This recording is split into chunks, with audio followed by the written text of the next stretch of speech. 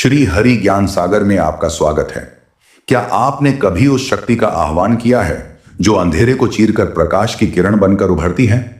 क्या आप उस देवी की कहानी से परिचित हैं जिसका नाम सुनते ही राक्षस कांप उठते हैं और भक्तों के हृदय में साहस का संचार होता है?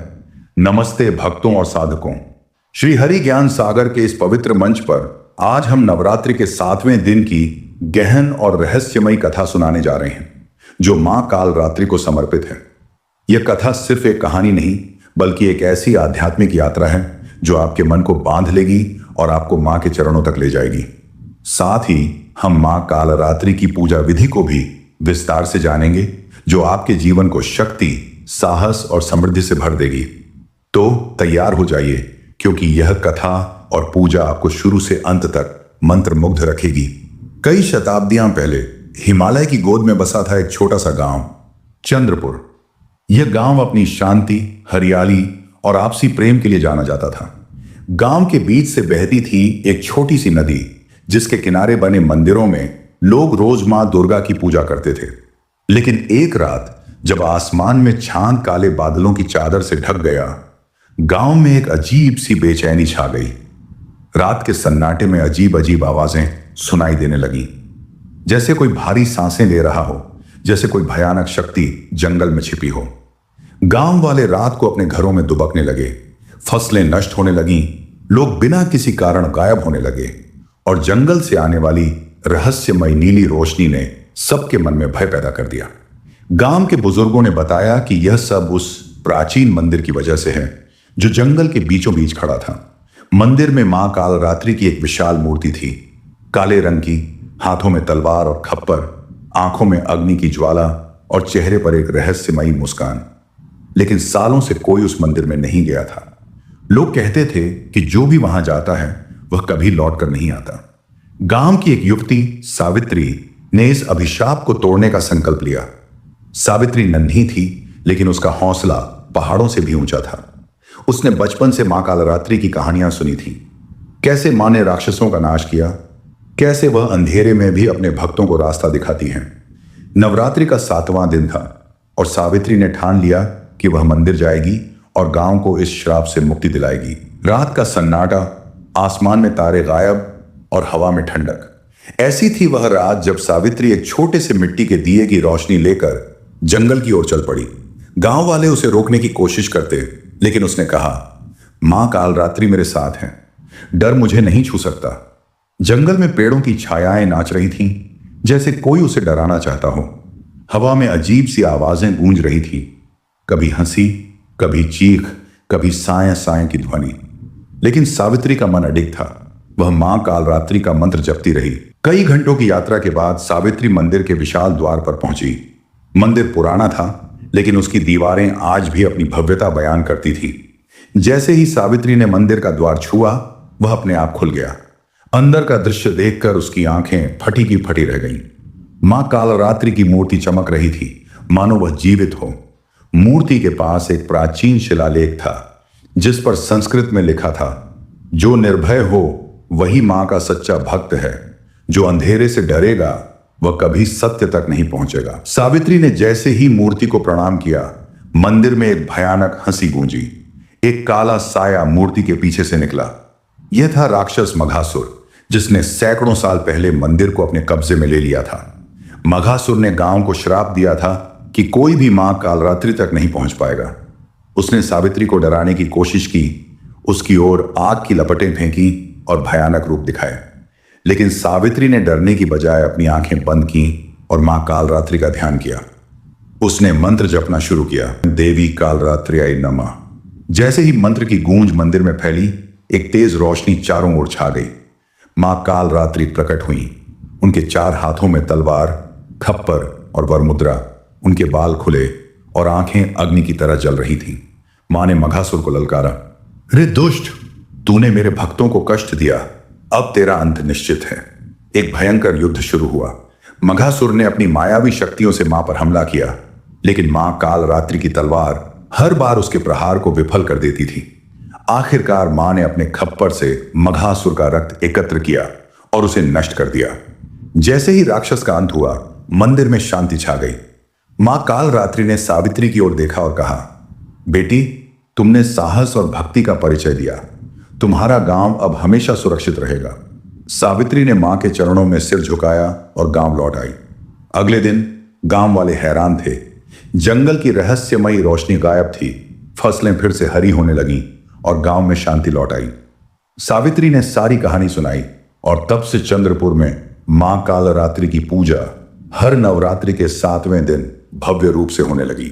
मां कालरात्रि नवरात्रि के 7वें दिन की देवी हैं। उनका नाम कालरात्रि का अर्थ है काल, मृत्यु का अंत करने वाली रात्रि। उनका स्वरूप भयंकर है, काला रंग, खुले बाल, 4 भुजाएं और आंखों में अग्नि। लेकिन यह स्वरूप राक्षसों के लिए है। भक्तों के लिए वे ममतामयी मां हैं जो हर संकट से रक्षा करती हैं। आध्यात्मिक महत्व: मां कालरात्रि भय, नकारात्मक ऊर्जा और शत्रुओं का नाश करती हैं। उनकी पूजा से साहस, आत्मविश्वास और आध्यात्मिक शक्ति मिलती है। ज्योतिषीय महत्व: वे शनि ग्रह की पीड़ा को कम करती हैं और कुंडली के दोषों को दूर करती हैं। वैज्ञानिक दृष्टिकोण: रात में उनकी पूजा मन की एकाग्रता बढ़ाती है और नकारात्मक विचारों से मुक्ति दिलाती है। मां को नीले फूल, विशेषकर रात रानी, गुड़ और शहद का भोग प्रिय है। उनकी पूजा रात में करना विशेष फलदायी माना जाता है क्योंकि वे रात्रि की शक्ति हैं। मां कालरात्रि की पूजा नवरात्रि के 7वें दिन रात में की जाती है। यहां पूजा की सरल और प्रामाणिक विधि दी जा रही है। 1. पूजा की तैयारी स्थल शुद्धि: पूजा स्थल को गंगाजल छिड़ककर शुद्ध करें। एक चौकी पर लाल या काला वस्त्र बिछाएं। सामग्री: मां कालरात्रि का चित्र मूर्ति, नीले फूल, गुड़, शहद, काले तिल, धूप, दीप, कपूर, रोली, चंदन, अक्षत, मौली, पंचामृत, नारियल, पान, सुपारी, लाल चुनरी। वस्त्र: स्नान कर शुद्ध लाल या नीले वस्त्र पहने। 2. संकल्प: दोनों हाथों में अक्षत, पुष्प और जल लेकर संकल्प करें। विष्णु श्री मां कालरात्रि प्रीत्यर्थम आज मम सर्वम सौभाग्यम सिद्ध्यर्थम पूजनम करिष्ये। 3. मां का आह्वान और ध्यान: मां की मूर्ति चित्र को चौकी पर स्थापित करें। गंगा जल से स्नान कराएं, रोली चंदन से तिलक करें और लाल चुनरी चढ़ाएं। ध्यान मंत्र: कराल वंदना धोराम मुक्त केशी चतुर्भुजाम काल रात्रि करालिंग का दिव्याम विद्युत माला विभूषिताम। 4. पूजा घी का दीपक और धूप जलाएं। मंत्र जप करें कम से कम 108 बार। देवी कालरात्रि नमः या ह्रीं कालरात्रि नमः। रुद्राक्ष या काले हकीक की माला का उपयोग करें। मां को गुड़, शहद, काले तिल और पंचामृत का भोग लगाएं। यदि संभव हो तो दुर्गा सप्तशती के 7वें अध्याय का पाठ करें। 5. आरती और प्रार्थना: जय अंबे गौरी या AUM जयंती मंगला काली आरती करें। मनोकामना पूर्ति के लिए प्रार्थना करें। हे मां कालरात्रि, मेरे जीवन से अंधकार दूर करें और साहस प्रदान करें। 6. विसर्जन: पूजा के अंत में क्षमा याचना करें। मां, मेरी पूजा में कोई त्रुटि हुई हो तो क्षमा करें। भोग को प्रसाद के रूप में बांटें। 7. दान: पूजा के बाद किसी गरीब को गुड़ या शहद का दान करें। पूजा के नियम और सावधानियां: मां कालरात्रि की पूजा रात में करें क्योंकि वे रात्रि की अधिष्ठात्री हैं। मन को शुद्ध और एकाग्र रखें। तामसिक भोजन, मांस, मदिरा भूलकर भी न चढ़ाएं। पूजा के दौरान नकारात्मक विचारों से बचें। मां कालरात्रि की पौराणिक कथा: पौराणिक कथाओं के अनुसार जब राक्षस रक्तबीज, चंडमुंड और शुंभ निशुंभ ने धरती पर आतंक मचाया तब मां कालरात्रि प्रकट हुई।